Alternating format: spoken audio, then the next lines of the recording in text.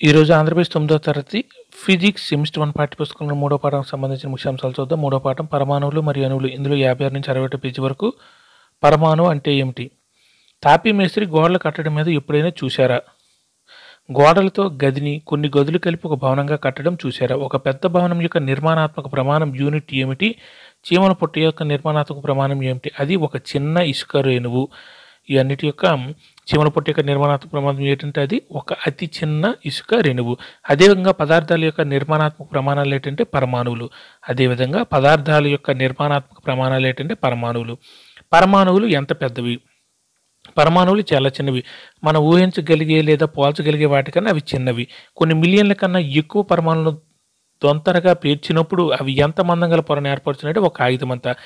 పరమాణువులు చాలా చిన్నవి. మనం ఊహించగలిగే లేదా పోల్చగలిగే వాటికన్నా అవి చిన్నవి. కొన్ని మిలియన్ల కన్నా ఎక్కువ పరమాణువులు దొంతరగా పేల్చినప్పుడు అవి ఎంత మందం గల పొరను ఏర్పరుచునంటే ఒక కాగితం అంతా. పరమాణు వ్యాసార్థం నానోమీటర్లో కొలుస్తారు. 1/10⁹ లేదా 10⁻⁹ మీటర్లను ఒక నానోమీటర్ అంటారు. ఒక మీటర్ ఈజ్ ఈక్వల్ 10⁹ నానోమీటర్స్. ఒక నానోమీటర్ ఈజ్ ఈక్వల్ 10⁹ నానోమీటర్లు. ఒక మీటర్ ఈజ్ ఈక్వల్ 10⁻⁹ నానోమీటర్లు. ఇక్కడ ఒక మీటర్ ఈజ్ ఈక్వల్ 10⁻⁹ నానోమీటర్లు. సారీ, ఇక్కడ ఒక నానోమీటర్ అంటే 1/10⁹ మీటర్ లేదా 10⁻⁹ మీటర్లు. ఓకేనా? ఒక నానోమీటర్ ఈజ్ ఈక్వల్ 10⁻⁹ మీటర్లు, 10⁻⁹ మీటర్లు. అదే ఒక మీటర్ ఈజ్ ఈక్వల్ 10⁻⁹ నానోమీటర్లు.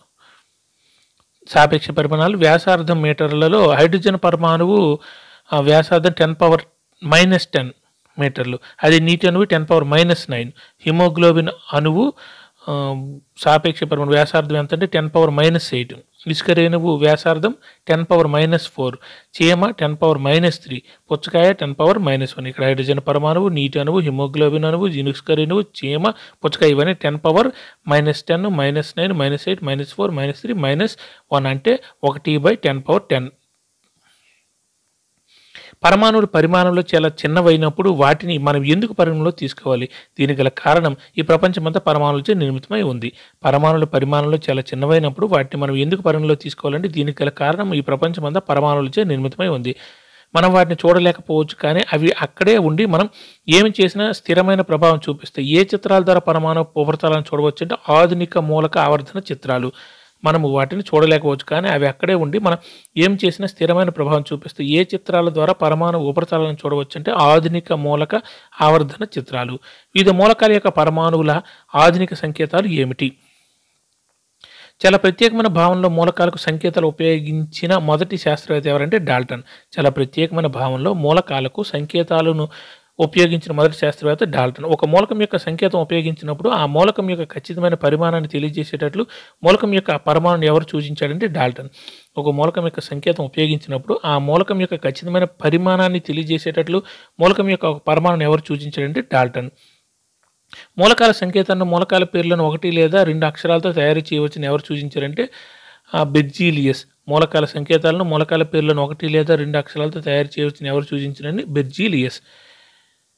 ఇక్కడ డాల్టన్ ప్రతిపాదించిన కొన్ని మూలకాల సంకేతాలు హైడ్రోజన్ అంటే ఒక 0 చుట్టూ మధ్యలో డాట్ ఉంది. అలాగే కార్బన్, ఆక్సిజన్, ఫాస్ఫరస్, సల్ఫరు, ఇనుము, రాగి మధ్యలో సి ఉంది, సీసం మధ్యలో ఎల్ ఉంది, వెండి మధ్యలో ఎస్ ఉంది, ఈ బంగారము జీ ఉంది, ప్లాటినం పి ఉంది, పాదరసం డాట్లా ఉన్న చూసారా. ఇవి డాల్టన్ ప్రతిపాదించిన కొన్ని మూలకాల యొక్క సంకేతాలు అవి. ప్రారంభంలో మూలకాల పేర్లను వాటి ముందుగా కనుగొన్న ప్రాంతం నుండి రాబట్టారు. ఉదాహరణకు రాగి యొక్క పేరుని ఎక్కడి నుంచి తీసుకున్నారంటే కైప్రస్, కాపర్ కదా, కైప్రస్ నుండి తీసుకున్నారు.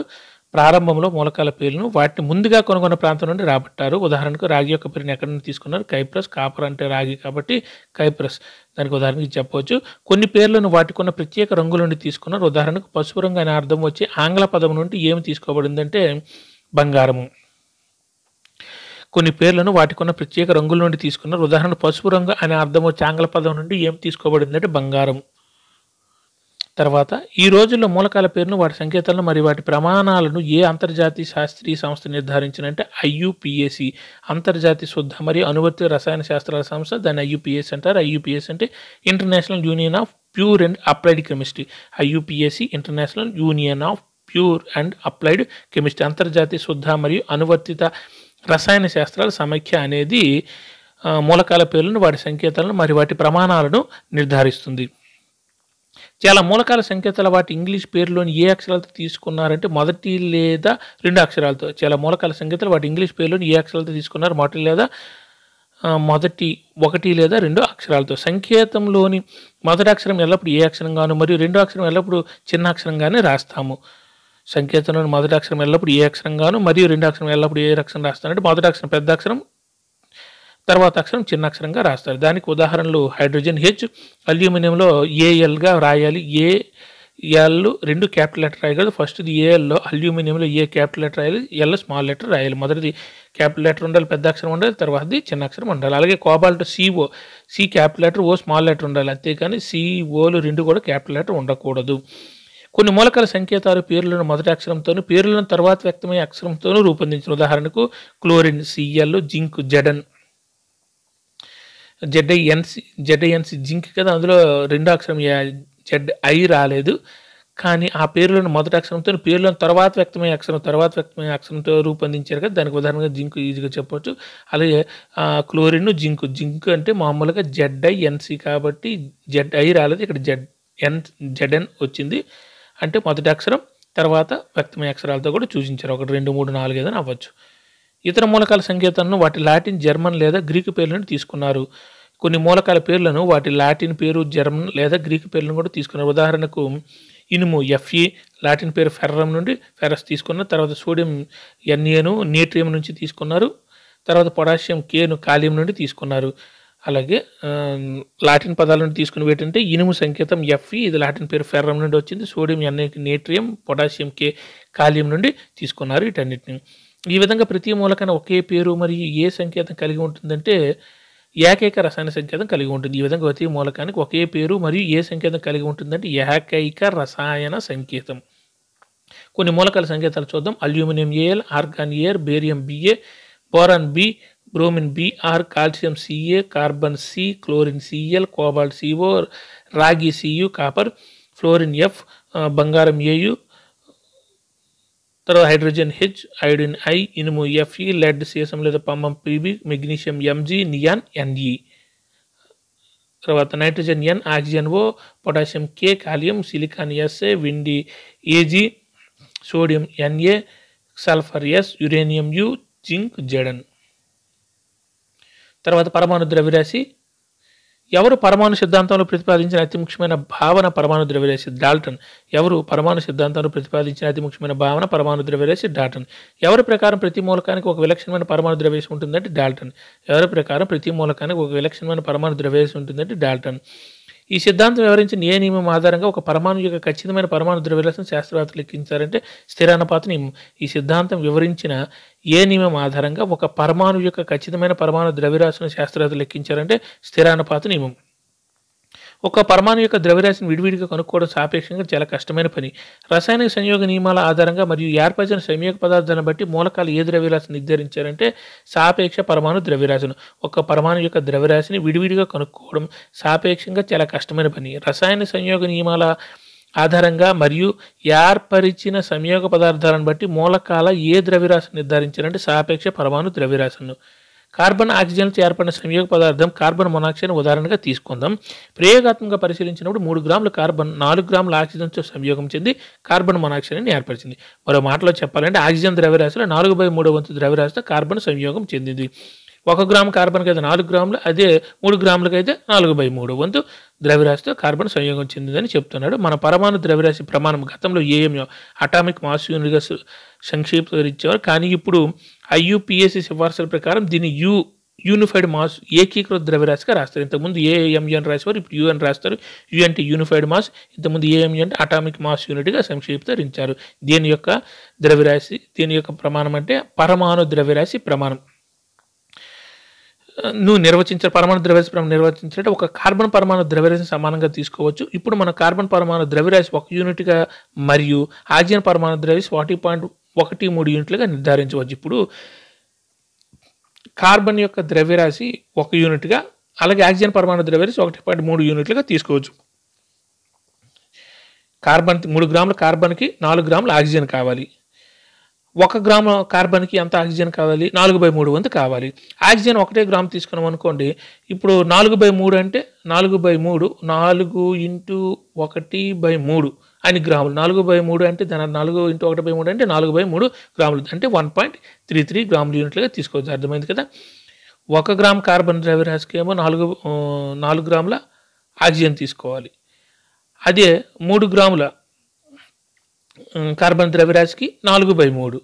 ఇక్కడ 1 గ్రామ్ 1 యూనిట్ ద్రవ్యరాశి 1 యూనిట్‌గా తీసుకుంటాం కనుక కార్బన్ 4/3. 4/3 వాల్యూ అంటే 1.3 యూనిట్ల ఆక్సిజన్. ఏది ఏమైనప్పటికీ ఈ సంఖ్యలు పూర్ణాంకాలుగా లేదా పూర్ణాంకాలు సాధ్యమైన దగ్గరగా ఉండడం చాలా అనుకూలం. వివిధ పరమాణు ద్రవ్యరాశి ప్రమాణాలను శోధించిన శాస్త్రవేత్తలు మొదట సహజంగా లభ్యమయ్యే ఏ పరమాణు ద్రవ్యరాశులు 1/16 వంతు ద్రవ్యరాశిని ప్రమాణంగా తీసుకున్నారంటే ఆక్సిజన్. ఇప్పుడు కార్బన్ ఇంతకుముందు దేన్ని తీసుకునేవారంటే ఆక్సిజన్ తీసుకునేవారు. అది ఎంత ద్రవ్యరాశి అంటే 1/16 వంతు ద్రవ్యరాశిని ఒక ప్రమాణంగా తీసుకున్నారు. ఇది 2 కారణాల వల్ల సరైనదిగా పరిగణించబడింది. ఒకటి, ఆక్సిజన్ ఎక్కువ సంఖ్యలో మూలకాలతో చర్య జరిపి సమ్మేళనాన్ని ఏర్పరిచిన ఒక కారణం. రెండవది, ఈ పరమాణు ద్రవ్యరాశి ప్రమాణం చాలా మూలకాల ద్రవ్యరాశిని పూర్ణాంకాలుగా ఇచ్చింది. మొదట ఆక్సిజన్ని 1/16 వంతును ఒక యూనిట్గా ఎందుకు తీసుకున్నారంటే ఆక్సిజన్ ఎక్కువ సంఖ్యలో మూలకాలతో చర్య జరిపి సమ్మేళనాన్ని ఏర్పరచును. ఈ పరమాణు ద్రవ్యరాశి ప్రమాణం చాలా మూలకాల ద్రవ్యరాశిని కూడా పూర్ణాంకాలుగా ఇచ్చింది. చివరికి ఎప్పుడు విశ్వవ్యాప్తంగా అంగీకరించిన పరమాణు ద్రవ్యరాశి ప్రమాణంగా పరమాణు ద్రవ్యరాశిని లెక్కించడానికి కార్బన్-12 ఐసోటోపును ప్రామాణిక సూచికగా ఎన్నుకున్నారంటే 1961లో. చివరకు ఎప్పుడు విశ్వవ్యాప్తంగా అంగీకరించబడిన పరమాణు ద్రవ్యరాశి ప్రమాణంగా పరమాణు ద్రవ్యరాశిని లెక్కించడానికి కార్బన్-12 ఐసోటోపును ప్రామాణిక సూచికగా ఎన్నుకున్నారంటే 1961లో. ఒక కార్బన్-12 పరమాణు యొక్క ద్రవ్యరాశులు ఖచ్చితంగా ఎన్నో వంతు ద్రవ్యరాశిని పరమాణు ద్రవ్యరాశి ప్రమాణంగా తీసుకున్నారంటే 1/12. ఒక కార్బన్ పరమాణువు 12 యొక్క పరమాణు యొక్క ద్రవ్యరాశులు ఖచ్చితంగా ఎన్నో వంతు ద్రవ్యరాశిని పరమాణు ద్రవ్యరాశి ప్రమాణంగా తీసుకున్నారంటే 1/12 వంతు. అన్ని మూలకాల సాపేక్ష పరమాణు ద్రవ్యరాశిని ఏ పరమాణు ద్రవ్యరాశితో పోల్చుకొనుకున్నారంటే కార్బన్-12. అన్ని మూలకాల సాపేక్ష పరమాణు ద్రవ్యరాశిని ఏ పరమాణు ద్రవ్యరాశితో పోల్చుకొనుకున్నారంటే కార్బన్-12. ఒక పండ్ల వ్యాపారి తన వద్ద ప్రామాణిక భారాలు లేకుండా పండ్లు అమ్ముతున్నట్లు ఊహించుకోండి. అతడు ఒక పుచ్చకాయని తీసుకుని దీని యొక్క ద్రవ్యరాశి 12 ప్రమాణాలు అంటే 12 పుచ్చ ప్రమాణాలు లేదా 12 పండ్ల అంటే ద్రవ్యరాశి ప్రమాణాలకు సమానమని చెప్పాను. అతడు పుచ్చకాయను 12 సమాన భాగాలు చేసి అతడు అమ్మే ప్రతి పండును పుచ్చకాయ యొక్క ఒక ముక్క సాపేక్ష ద్రవ్యరాశితో పోల్చి అమ్ముకున్నాడు. పటంలో చూపిన విధంగా ఇప్పుడు అతను తన పండ్లను సాపేక్ష పండు ద్రవ్యరాశి ప్రమాణాలు FMU ఫ్రూట్ మాస్ యూనిట్లో అమ్ముతున్న ఒక పండ్ల వ్యాపారి ఉన్నాడు. ఒక పండుని తీసుకున్నాడు, దాన్ని 12 మొక్కలు చేశాడు. అందులో ఒక మొక్క అనేది ఒక ఫ్రూట్కి సమానం. అది యూనిట్ నా దృష్టిలో. ఈ మొక్కకు సమానమైన ఫ్రూట్ని మీరు తీసుకోవాలి. అదే పండు యొక్క ద్రవ్యరాశి ప్రమాణంగా తీసుకున్నాం. ఒక మొక్క అంటే 1 కేజీ లేకపోతే ఒక ½ కేజీ కావచ్చు, లేకపోతే ఒక పావు కేజీ కావచ్చు. కానీ ఒక మొక్కనేమో ఒక పండుని పెద్ద ఫ్రూట్ని తీసుకుని దాన్ని 12 మొక్కలు తీశాడు. 12 మొక్కలు తీస్తే అందులో ఒక మొక్క అదే పండ్ల యొక్క సాపేక్ష పండు ద్రవ్యరాశి ప్రమాణాలుగా ఆయన చూపించాడు. ఇది కూడా కార్బన్-12లో 12 మొక్కలు చేస్తే అందులో ఒక మొక్క అనేది యూనిట్ ప్రమాణం, పరమాణు ద్రవ్యరాశి యొక్క యూనిట్ ప్రమాణం అని సింపుల్గా చెప్తున్నారు. కార్బన్-12 పరమాణు ద్రవ్యరాశిలో 1/12 వంతు కంటే ఎన్ని రెట్లు ఎక్కువ ఉంటుందో తెలిపే పరమాణు యొక్క ద్రవ్యరాశి సరాసరి ద్రవ్యరాశిని మూలక పరమాణు యొక్క ఏ ద్రవ్యరాశిగా నిర్వహించారంటే సాపేక్ష పరమాణు ద్రవ్యరాశిగా నిర్వహించారు. ఇప్పుడు కార్బన్-12 పరమాణు ద్రవ్యరాశిలో 1/12 వంతు కంటే ఎన్ని రెట్లు ఎక్కువ ఉంటుందో తెలిపే పరమాణు యొక్క సరాసరి ద్రవ్యరాశిని మూలక పరమాణు యొక్క ఏ ద్రవ్యరాశిగా నిర్వహించారంటే సాపేక్ష పరమాణు ద్రవ్యరాశిగా నిర్వహించారు. కొన్ని మూలకాల పరమాణు ద్రవ్యరాశులు hydrogen 1, carbon, nitrogen 14, oxygen 16, sodium 23, magnesium 24, sulphur 32, chlorine 35.5, calcium 40. ఇవి పరమాణు ద్రవ్యరాశులు. Hydrogen 1, carbon, nitrogen 14, oxygen 16, sodium 23.5 ఇలా ఉండొచ్చు. Magnesium 24, sulphur 32, chlorine 35.5, calcium 40. పరమాణువులు ఎన్ని ఉన్నాయి? చాలా మూలకాల పరమాణువులు స్వతంత్రంగా ఉండలేవు. అవి ఏ అణువులను మరియు అయానులను ఏర్పరచునంటే పరమాణువులు. చాలా మూలక పరమాణువులు స్వతంత్రంగా ఉండలేవు. ఏవి అణువులను మరియు అయానులను ఏర్పరచునంటే పరమాణువులు అనేవి అణువులను అయానులను ఏర్పరచును. ఏవి ఇప్పుడు మనం చూస్తున్న, తాకుతున్న లేదా అనుభూతి చెందుతున్న పదార్థం ఏర్పరచునంటే ఈ అణువులు లేదా అయానులు. పదార్థాలను అణువులు లేదా అయానులు ఏర్పరుస్తాయి. ఈ అణువులు లేదా అయానులు ఏవి ఏర్పరుస్తాయి అంటే పరమాణువులు అనేవి ఏర్పరుస్తాయి. అణువు అంటే ఏమిటి? రసాయనికంగా ఒకదానితో ఒకటి బంధించబడిన 2 లేదా అంతకంటే ఎక్కువ పరమాణుల సమూహం ఏమని అంటారంటే అణువు. రసాయనికంగా ఒకదానితో ఒకటి బంధించబడిన 2 లేదా అంతకంటే ఎక్కువ పరమాణుల సమూహం ఏమని అంటారంటే అణువు. అణువులో గల పరమాణువుల ఆకర్షణ బలంచే దగ్గరగా కలిసి ఉండును, స్వతంత్రంగా ఉండగలిగి అది ఏ పదార్థం చెందో ఆ పదార్థ ధర్మాలన్నింటినీ ప్రదర్శించే మూలక లేదా సంయోగ పదార్థం యొక్క అతి సూక్ష్మమైన కణాన్ని దేనిగా నిర్వచించవచ్చు అంటే అణువుగా నిర్వచించవచ్చు. స్వతంత్రంగా ఉండగలిగి అది ఏ పదార్థానికి చెందునో ఆ పదార్థ ధర్మాలన్నింటినీ ప్రదర్శించి మూలక లేదా సంయోగ పదార్థం యొక్క అతి సూక్ష్మమైన కణాన్ని దేనిగా నిర్వచించవచ్చు అంటే అణువుగా. ఒకే మూలకానికి చెందిన లేదా వేరువేరు మూలకాలకు చెందిన పరమాణువులు కలిసి ఏమి ఏర్పరచునంటే అణువులను. ఒకే మూలకానికి చెందిన లేదా వేరువేరు మూలకాలకు చెందిన పరమాణువులను కలిసి ఏమి ఏర్పరచునంటే అణువులను ఏర్పరచును. Thank you.